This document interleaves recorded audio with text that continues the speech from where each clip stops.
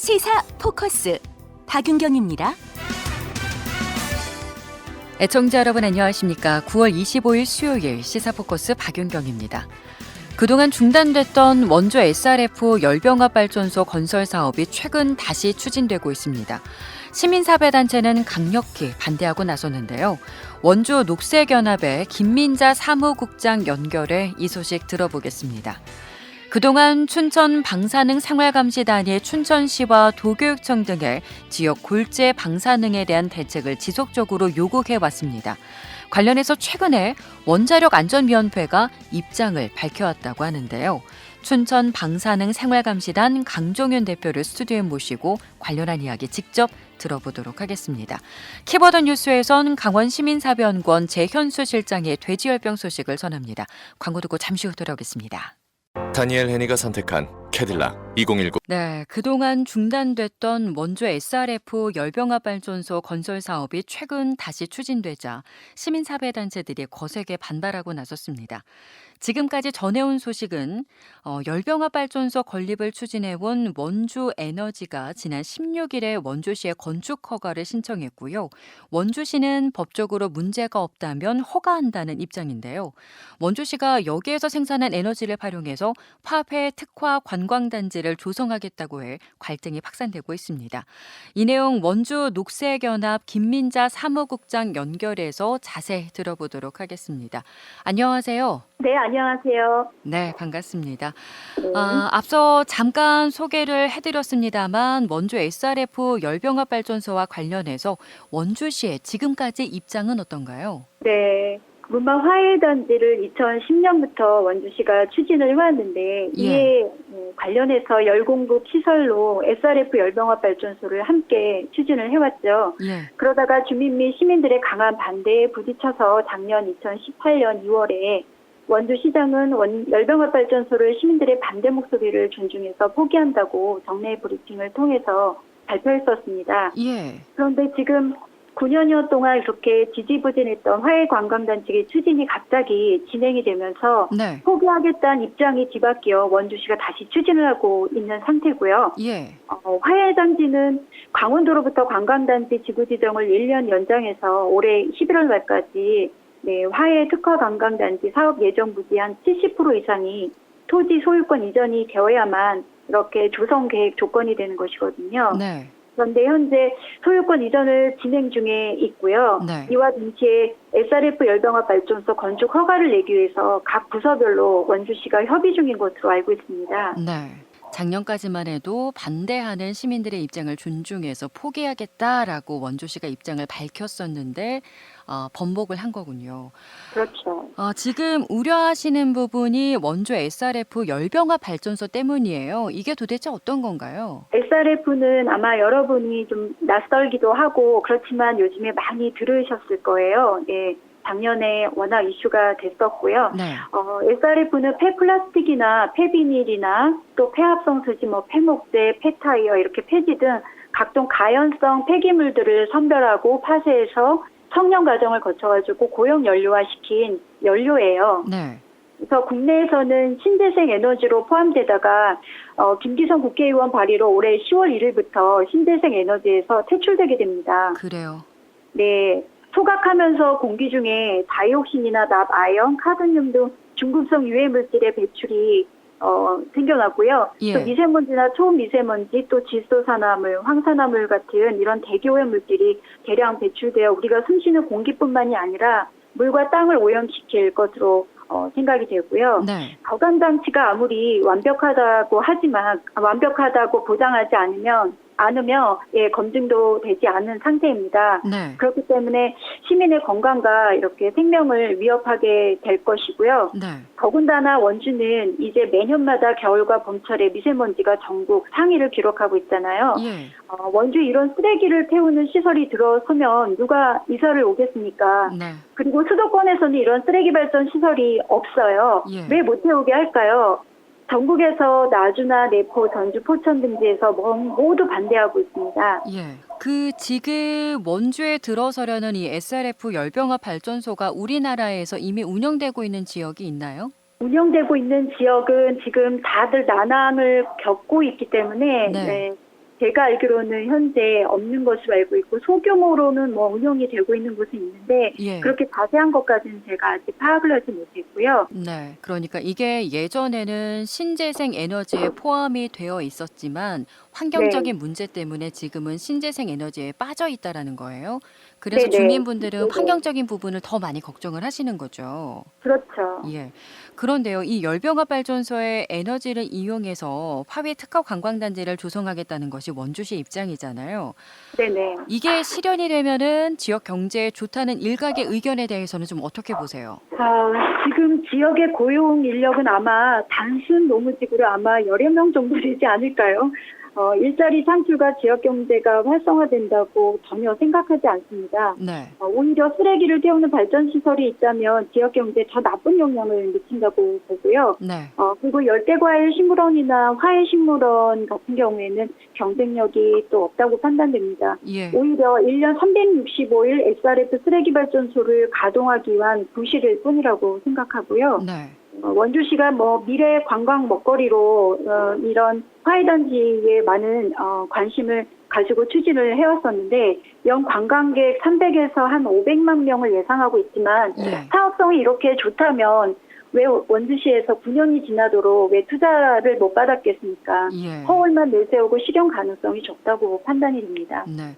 그런데요, 이 화훼 특화 관광단지를 운영하기 위해서는 그 에너지를 공급할 수 있는 게 SRF 열병합 발전소밖에 없는 건가요? 그렇지 않죠. 저희가 알고 있는 LNG도 있고요. 예. 네, 이런 다른 방법을 생각해 볼 여지가 있는데도 여전히 이 쓰레기를 태우는 열병합 발전소를 원주시가 지금 현재 고집하고 있습니다.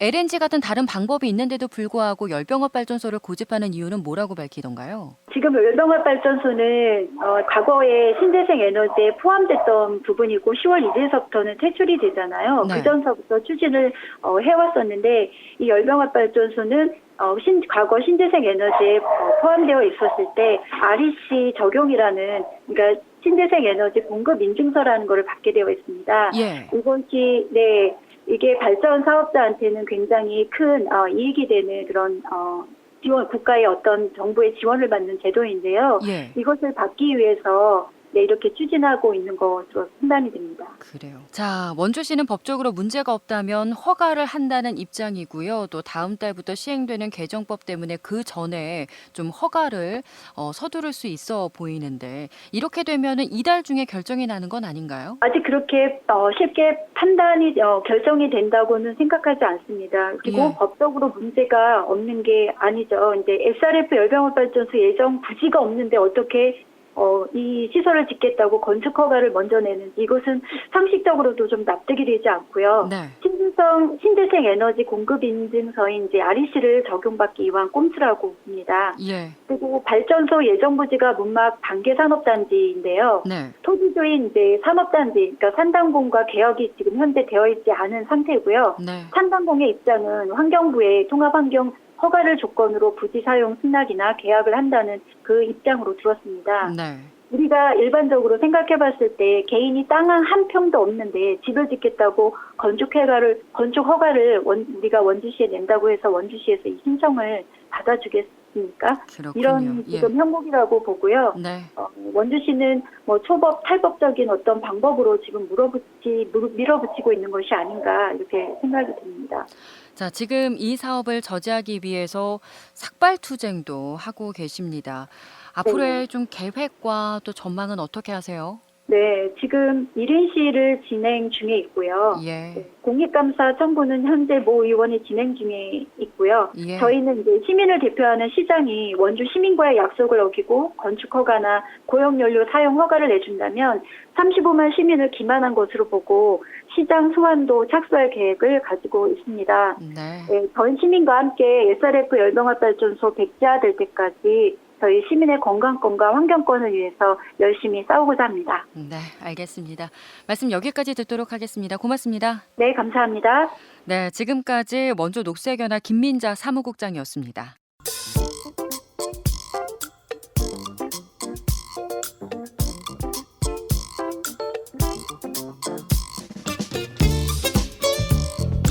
네, 그동안 춘천 방사능 생활감시단이 춘천시 등의 지역 골재 방사능에 대한 대책을 지속적으로 요구해 왔었죠. 이에 대해서 춘천시는 방사능 기준치에 대한 기준이 서로 다르다며 이 문제는 정부 차원에서 명확한 기준이 먼저 제시돼야 한다고 밝혀왔었는데요. 최근에 의미 있는 진전이 있었다고 해서 오늘 인터뷰 시간을 마련했습니다. 스튜디오에 춘천 방사능 생활감시단 강종윤 대표 나오셨습니다. 안녕하세요. 네, 안녕하세요. 자, 한 달 반 만에 다시 뵙게 되는 것 같은데요. 최근에 의미 있는 결과를 좀 일부 얻으셨다고요? 전에 이제 인터뷰를 했었을 때 그 원자력 연구원에 이제 방사능 생활 감시단이 측정을 했었던 골재 결과가 있었지 않습니까? 네. 그 결과를 춘천시에서 이제 저한테 원자력 안전위원회에 한번 확인해 달라고 요청이 왔었어요. 아, 시에서. 네. 그래서 8월 29일 날 원안이 저희 지금 담당하는 생활안전과 서기관을 만났고요. 요 측정 결과에 관련된 원안의 입장이 어떤지를 좀 밝혀달라고 얘기를 했는데 9월 6일 날 저희 쪽에 이제 회신이 됐습니다. 네. 여전히 이제 논란의 거리는 골재를 원료 물질로 봐야 하는지는 이제 원안위가 해석을 못 해줬고요. 네. 그거는 이제 본인들의 업무량이라든가 다른 부서하고의 문제가 있기 때문에 그런지 일단 골재가 원료 물질로 가정을 한다면 방사능생활감시단에서 측정했었던 결과는 그 생활 주변 방사선 안전관리법 규정을 넘는다라고 공식적으로 확인해 줬습니다. 그때 측정했던 측정치가 어느 정도였나요? 규정사항 내에서 이제 우라늄하고 토륨 같은 경우는 그람당 0.1 베크렐이라고 하는 방사선 세기를 넘으면 안 된다고 규정이 되어 있거든요. 네. 근데 방사능단에서 지금 저희가 측정했던 것들 같은 경우는 토륨하고 우라늄이 0.2 베크렐을 넘죠. 그러니까 예. 기준치 2배가 넘는 거죠. 저희는 여러 번 인터뷰를 나눴습니다만 혹시 또 생소하신 분들도 계실 테니까 이게 그 골재가 원료 물질로 봐야 하는지 아닌지가 왜 중요할까요? 생활주변 방사선 안전관리법상 원료 물질로 된 천연 방사성 핵종이 들어가게끔 되는 법령이에요. 그 법령 내에 원료 물질로 만들어진 가공 제품은 그 법을 다 적용이 가능합니다. 네. 근데 원안위도 그렇고 환경부도 그렇고 지금 이 법사항 내에 원료 물질이 건축물 자재인 골재도 포함된다라는 명시적인 문장이 없어요. 적극적으로 본인들이 업무라고 한다면 대응할 수 있는 건데 네. 피하고자 마음 먹으면 피할 수가 있는 거죠. 그렇군요. 네. 자, 어찌됐든 원안위의 공식 입장을 받으신 건데 이 결과가 좀 어떤 의미가 있을까요? 춘천시청 지금 그 방사선 관련된 거 담당하고 있는 기후에너지과가 그간에 이제 원자력안전위원회라든가 아니면 원자력안전기술원에서 춘천 상황에 관련돼서 정확한 규정 내에 그러니까 그 방사선에 관련된 판단을 해주는 그 중앙 부처에서 명확한 기준이 계속 없었다고 하는 걸 핑계를 대왔었잖아요. 네. 근데 이 부분은 인제 기준에서 넘는 건 분명히 맞다. 방사선의 수치는. 네. 근데 문제는 명시적인 문장 내에서 골재를 포함시킬 건가 말 건가라고 하는 네. 그 부분만 남은 겁니다. 그래서 담당 주무관분들 같은 경우는 조금 자신들이 중앙부처라든가 다른 뭐 교육청이라든가 아니면 다른 뭐 이제 예산과라든가 이런 부분들에서 이 문제를 이제 얘기해 줄 수 있는 기본적인 논리적 토대는 됐다라고 판단을 하고 계시는 것 같아요. 네. 일단 이 원안위 자료를 춘천시와 공유를 하셨어요. 간담회 자리도 가지셨던 것 같은데 좀 어떤 이야기들이 오갔나요?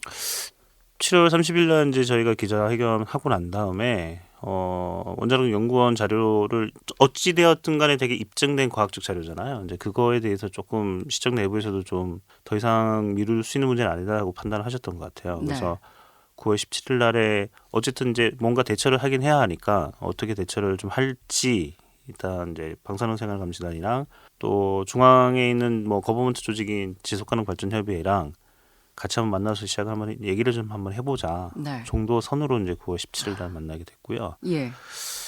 좀 아직 좀 평행선인 것 같아요.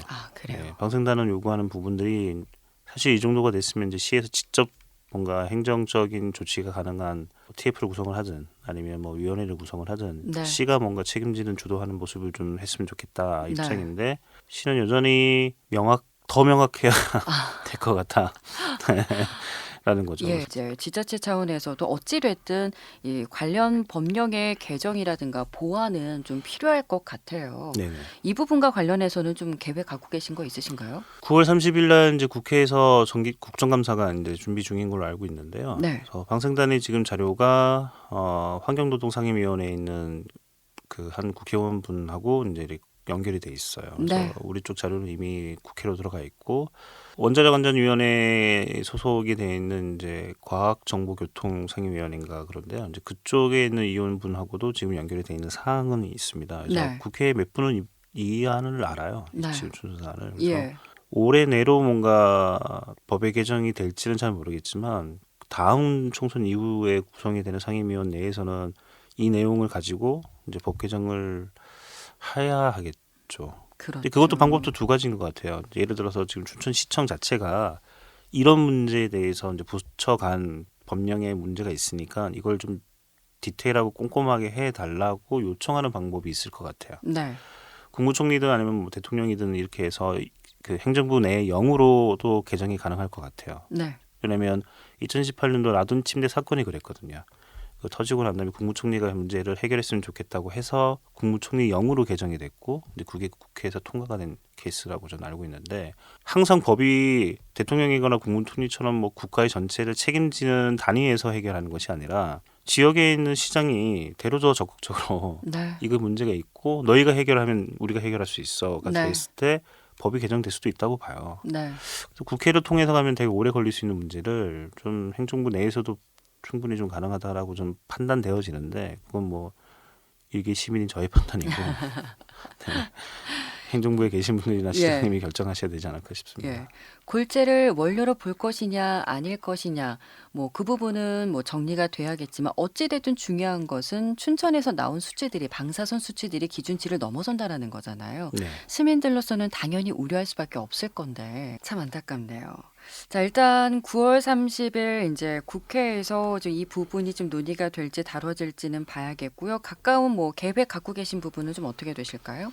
10월 중에 아마 시청에서 주관하는 간담회가 한 번 더 있을 것 같습니다. 네. 그때 우리 방송단에서는 어쨌든 시가 주도하는 방법과 방안을 강구해 주셨으면 좋겠다 하고요. 네. 그다음에 춘천에 이제 시민분이 한 분이 이제 춘천시 홈페이지 서비스 중에 이제 봄의 대화라고 해서 시민들이 내놓는 정책들에 대해서 시에 있는 공무원들이거나 담당 부서가 이제 수용하는 그런 청와대 청원 같은 게 있거든요. 네. 그래서 방사선 문제 해결을 8월인가 6월부터 이제 계속 청원하셨던 분이 이제 세 번째까지도 이제 반려를 하셨어요. 네. 그래서 시민주권위원회로 넘어갈 수 있을 것 같습니다. 아, 그러면 이제 시민주권위원회에서 이 방사선의 문제에 대해서 좀 시장님이든 아니면 관련된 국장하고 이 문제를 다시 한번 이제 네. 논의하는 공론장이 만들어질 수 있을 것 같은데 네. 그 부분에 이제 방송단이 조금 집중해야 될 것 같고요. 네. 그 다음에는 이제 당분간은 저는 좀 국회에서 이제 토론회 준비를 좀 국회의원분들하고 좀 요청을 네. 해야 할 것 같습니다. 예. 그래서 지금 이게 이제 춘천은 건축물 골재 문제가 있지만 다른 동네는 좀 다른 케이스가 좀 있어요. 그래요. 그래서 이게 좀 연결되어 있는 부분들입니다. 그러니까 네네. 어쨌든 남한에서 있는 우라늄 강맥 자체가 계속 존재한다는 것을 이제 인정해야 할 것이고 네. 그것을 어떻게 대처할 건지가 이제 원자력안전위원회라든가 이제 행정부가 대처 매뉴얼을 좀 만들고 네. 부처 간의 관계 문제를 좀 정리를 해야 할 필요가 있다. 네. 그거는 아마 토론회를 통해서 국회에서 인지 좀 해야 하지 않나. 그 부분은 좀 방송단에서 계속 얘기하고 있습니다. 앞으로도 좀 많은 과정들이 남아 있는 것 같은데 중간중간 또 이렇게 또 모셔서 진행 과정들 또 말씀 듣도록 하겠습니다. 네, 불러만 주시면 언제든지. 네. 알겠습니다. 말씀 고맙습니다. 네, 고맙습니다. 네, 지금까지 춘천 방사능 생활감시단의 강종윤 대표였습니다.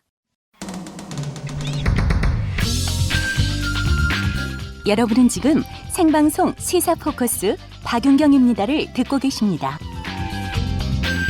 자, 매주 수요일엔 주간 키워드 뉴스를 짚어보는 순서 마련하고 있는데요. 오늘도 강원시민사배연구원 재현수 실장 연결합니다. 실장님 안녕하세요. 네, 안녕하세요. 자, 오늘 어떤 키워드 뉴스 나눠볼까요? 네, 아프리카 돼지 열병 문제 한번 다뤄봐야 될 것 같습니다. 네. 예, 잠깐 소강 상태를 보였었는데요. 어제죠. 국내에서 처음 발생했던 경기도 파주에서 확진 판정이 또다시 나왔습니다. 네. 이렇게 되면서 긴장감이 다시 높아지고 있는데요. 특히 파주와 연천에 이어서 김포에서도 아프리카 돼지열병이 발생하면서 이 돼지열병이 전국으로 확산되는 것이 아니냐 이런 우려가 나오고 있습니다. 네. 관련해서 돼지열병 방역 비상을 첫 번째 키워드 뉴스로 골라봤습니다. 네. 그리고 또 하나는 최근 일본 정부가 이 방사능 오염수를 태평양에 방류한다 이런 소식이 알려지면서 논란이 되고 있는데요. 네. 동해안에도 직접적인 영향을 미칠 수 있다 이런 점에서 상당히 이슈가 되고 있습니다. 관련해서 이 오염수 방류 논란 이 부분을 좀 더 깊이 있게 한번 살펴보고자 합니다. 자, 그럼 첫 번째 키워드 뉴스 돼지열병 방역 비상에 대해서 말씀 나누겠는데요. 정말 말 그대로 비상에 걸렸어요. 네, 그렇습니다. 우리나라에서 지금 아프리카 돼지열병 24일 국내에서 처음 발생을 했었는데요. 네. 경기도 파주에서 확진 판정이 또다시 나왔습니다. 네. 파주 연천에 이어서 말씀드렸던 것처럼 경기도 김포 통진읍 그리고 파주 적성면에서도 돼지열병이 또다시 확진 판정이 내려지는 그런 소식도 들리고 있는데요. 네. 감염 경로도 전혀 파악하지 못하는 오리무중 상태에서 이게 전국으로 확산될 수도 있는 것이 아니냐 이런 네. 불안감도 지금 확산이 되고 있는 상황입니다. 자, 그래서 강원도도 대응에 나섰죠. 강원도 같은 경우에 철원군 그리고 화천군에 비상이 걸렸습니다. 철원군은 인근 지역에서 계속 발생을 하는 상황이다 보니까 24시간 비상근무에 들어가는 등 차단 방역에 총력을 기울이고 있습니다. 네. 화천군도 24시간 방역 체제로 지금 전환을 했습니다. 네. 특히 주둔 부대들을 대상으로 해서 제독 차량을 긴급 투입하기도 했습니다. 네. 군부대 제독 차량을 최소 주 2회 운용한다 이런 방침을 지금 세우고 있습니다. 아직 전국 확산을 말하기에는 이를지 또 어떨지 모르겠습니다만은 역시 초동 대처가 무엇보다 중요하겠죠. 네, 그렇습니다. 아프리카 돼지열병 발생 초기부터 사실은 방역 대응 최고 단계인 심각경보 발령을 내렸고요. 네. 경기도가 파주 연천뿐만 아니라 포천, 동두천, 철원, 김포 등에서 모두 6개 시군을 중점 관리 지역으로 정하고 모든 양동 농가에 소독을 마쳤습니다. 네. 사실은 이제 초기에 상당히 좀 적극적으로 대응을 했다고는 볼 수 있는데요. 네. 문제는 그럼에도 불구하고 또다시 지금 발병을 하고 있고, 그러니까요. 조금씩 이제 확산을 해 나가고 있는 상황이다 보니까 예. 이게 전국으로 확산이 되지는 않을까 이렇게 염려를 할 수밖에 없는 그런 상황이 아닌가 하는 생각이 듭니다. 네.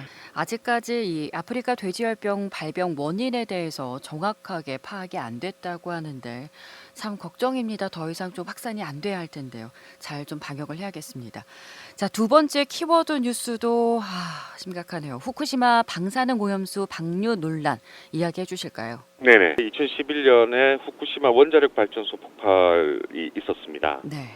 이때 방사능 오염수가 발생을 하게 됐고요. 네. 그 이후에 이 오염수를 어떻게 처리를 할 것인가를 두고 굉장히 논란이 많았습니다. 네. 그리고 최근에 이 오염수를 바다에 방류하겠다라는 얘기들이 나오면서 국제사회의 이목이 지금 일본 정부에 집중이 되고 있습니다. 네. 자, 당시에도 쓰나미로 인해서 원전의 전원이 이제 차단이 되고 또 원전 자체가 녹으면서 지금까지 지속적으로 방사능 오염수가 발생하고 있는데요. 네. 이게 작년 연말 기준으로 117만 톤에 이르고 있습니다. 네. 그리고 더 심각한 것은 지금도 하루에 150톤 이상의 오염수가 계속 발생하고 있다는 점인데요. 예. 도쿄전력은 원자로 주변 지하에 이 콘크리트 방호막을 설치하고 있습니다만 여전히 새는 것이 많아서 지하수가 계속 스며들고 있고 이것이 지금 오염수로 변하고 있는 이런 상황이라고 말씀을 드릴 수 있을 것 같습니다. 네. 그런데 지금 일본 정부가 사실상 가장 간단하고 비용이 저렴하다 이런 측면에서 예. 해양 방출을 계속 선호하고 있지 않습니까? 네. 이런 부분이 지금 상당히 지금 걱정이 되는 대목이라고 말씀드릴 수 있을 것 같습니다. 물론 골치 아픈 오염수를 간단하게 바다에 버리면 쉽겠죠. 그런데 이게 환경 재앙이 될 수 있는 문제 아닐까요? 그렇습니다. 이 117만 톤에 달하는 방사능 오염수를 태평양에 방류를 하게 되면 예. 당장은 일본 해안에 영향을 줄 수밖에 없습니다. 네. 그런데 일본 정부가 이런 일을 한다는 것 자체가 좀 상식적으로 이해가 되질 않고요. 예. 또 일본의 동해안 연안의 직접적인 영향은 당연한 것이고 인근의 쿠로시오 해류를 따라서 베링 해협, 캐나다, 미국 그리고 적도, 필리핀 이런 데 영향을 주게 됩니다. 예. 그리고 이게 다시 일본 방향으로 흘러 들어가게 되는데요. 예. 이게 이제 국립해양조사원의 분석입니다. 네. 그런데 이 경우 일본 방향으로 퍼지는 지류가 또 대한해협을 통해서 우리나라 동해로 들어올 가능성도 매우 높게 지금 확인이 되고 있습니다. 네. 그래서 우리 지역에서 상당히 좀 심각하게 받아들여야 될 사안이기 때문에 네. 좀 강조해서 말씀을 드리는 부분이고요. 예.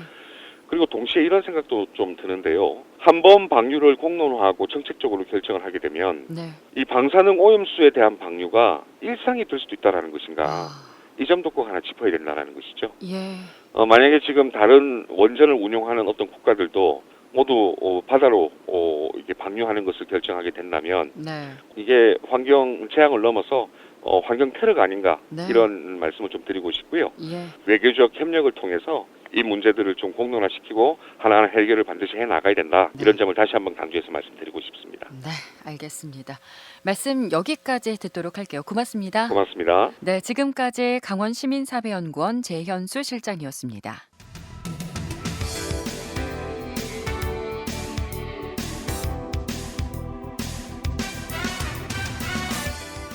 네, 시사포커스 박윤경입니다. 준비한 소식 여기까지입니다. 저는 내일 낮 1시 30분에 목요 초대석으로 다시 찾아뵙겠습니다. 고맙습니다.